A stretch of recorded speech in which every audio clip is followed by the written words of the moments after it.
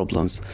We've been speaking about these problems for the past several days, and these problems are not stopping. Benjamin Netanyahu, he asked the Supreme Court to reverse the decision on having a halt, stopping the suspension or the sacking of the Israeli head of the Shin Bet. They said, no, we're not going to take back this decision. This decision is there. However, what you can do is you can potentially have interviews with new people you want for the role. But the protests are not stopping. So Benjamin Netanyahu can speak with other people to try and interview them for this position. But so long as the Israeli Supreme Court is saying no, well, that means he can't go ahead with it. And the fact that Benjamin Netanyahu is asking the Supreme Court to reverse this decision could mean two things. The first one is he is showing more willingness to adhere to the decisions of the Supreme Court, knowing that if he outright goes against it, and that day comes when Ronen Bar, the head of the Shin Bet, is due to get out, and he goes against that, that's it. Civil war actually is there, with weapons, and people start fighting and killing each other.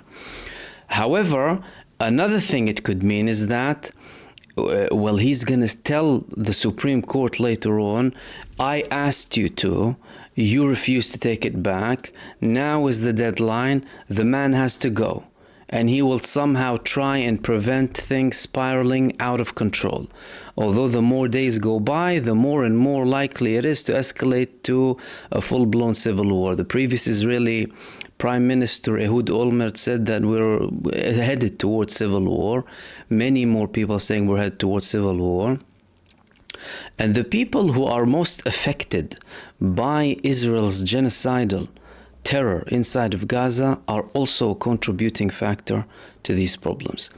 So more reports are coming inside of Israel and on social media and on Channel 14 as well in Israel about more and more discontent coming from the families of the Israeli soldiers who are deployed now in Gaza. So the Israelis who are due to be serving in Gaza, or who already started serving now in the Israeli terror army inside of Gaza, they received something called Order 8.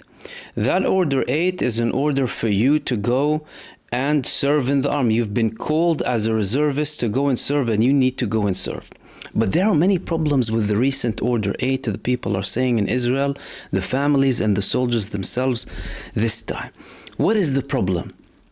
Well, that problem is, the people are saying is, well, we're receiving an order to serve, no instructions, we don't know exactly what we need to do, we have no time limits, and we don't have operation details. And both the soldiers and the families are complaining about this on social media. More and more people, by the way, in Israel are complaining in social media, feeling more at liberty to even say that they're refusing to serve on social media. These were taboos in Israel, and they've been completely tarnished. People are losing faith in everything inside of Israel, the politics, the military, the security, for everything. They're losing faith in all of that. But how does that get translated on the ground? Well, we have examples. Let's take Tell al-Sultan. Tell al-Sultan is an area that the Israeli army asked the Israeli terror forces to besiege. Said we need to have a siege on Tell al-Sultan, but nothing else.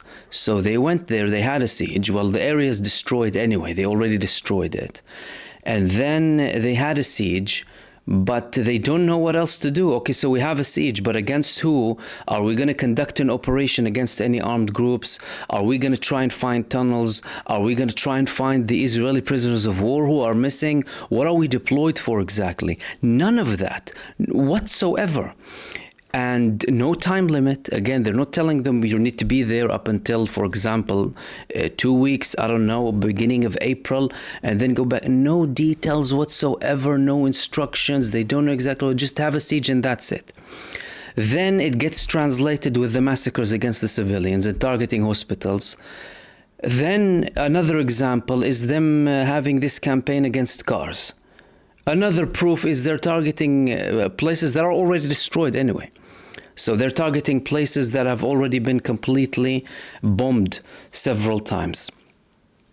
Proving that there is no strategy, validating the complaints that are coming from the Israeli soldiers and the Israeli families about lack of proper induction and proper information being given to them, and also proving that Israel is using this operation in Gaza only as political means, as a tool for Benjamin Netanyahu, nothing else.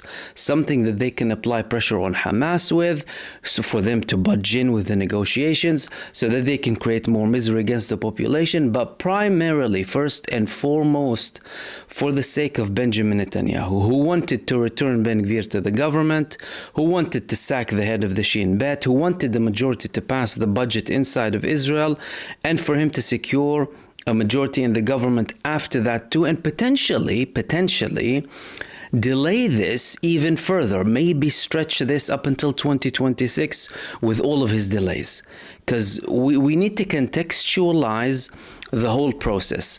In the beginning of 2024, members of the Israeli delegation of the negotiations went to negotiate with Qatar and Egypt and the United States.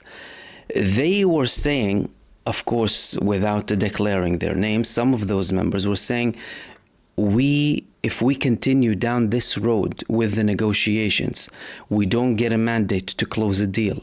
We constantly have new conditions being put there by Benjamin Netanyahu. Benjamin Netanyahu disagreeing to certain things that he already agreed with before. We could be stretching these negotiations for a year. Now he stretched these negotiations for over a year. And when he reached the stage of that ceasefire, he started to add more problems, to take a step back. He is buying time.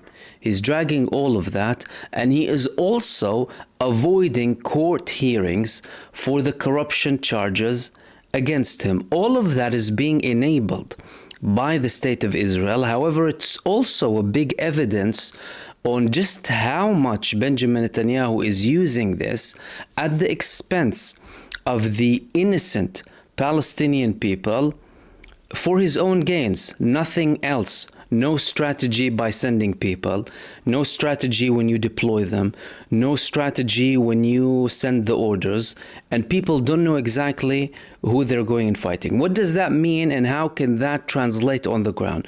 Well, it means several things. Number one, that of course there is no strategy. Number two, well, on the ground, you're going to have people who are going there inside of the Gaza Strip being totally confused. The Israeli terror army, they already struggled a lot with Gaza.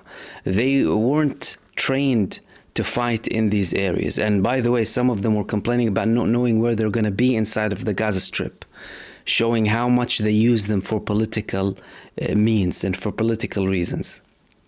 Most of the army, if not all of the Israeli army, they were not trained on how to fight inside of the Gaza Strip as they made it, with total destruction. If they were practicing on urban warfare before, well, they destroyed Gaza. No one was trained on destruction warfare inside of Gaza. Now, apart from that, and apart from the fact that they don't know what they're doing, well, what if they are being asked to carry out a certain mission against what Benjamin Netanyahu or the defense minister declare as 4 or 5 brigades now again in Rafah? What are they going to do? Where are they? Are we going to go in the same locations we were in before? How comes we left those locations after having all of this progress initially with the invasion, only to come and have another operation? And what's the guarantee that this time something will become different? Something will be different. Doing the same thing and expecting different results. Like the Israeli brigades that were deployed into Jabalia, for example, 5 times in total, only for them to completely withdraw again. Are they going to be sent back to Jabalia now? Are they going to agree to be deployed to Jabalia? And what people need to note is Division 36 has now been deployed inside of the Gaza Strip.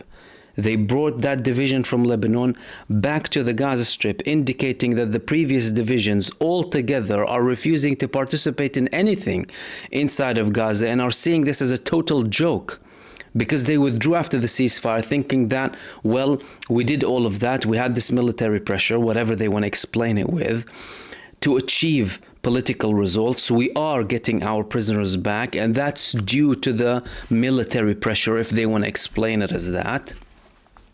Why should we return again? That's why Benjamin Netanyahu deployed Division 36 and certain elements within Division 36 inside of the Gaza Strip, because that division traditionally has problems with Benjamin Netanyahu. And they were previously aligned more with the defense minister, Yoav Gallant, rather than Benjamin Netanyahu. And he threatened Netanyahu before with a Golani brigade to bring him to his office too. So that's showing that, well, the previous division is refusing to work there, to operate, and the refusing people from Israel refusing to go and serve into Gaza, that's another problem. And those who are already deployed are another problem, with no plans whatsoever to be conducted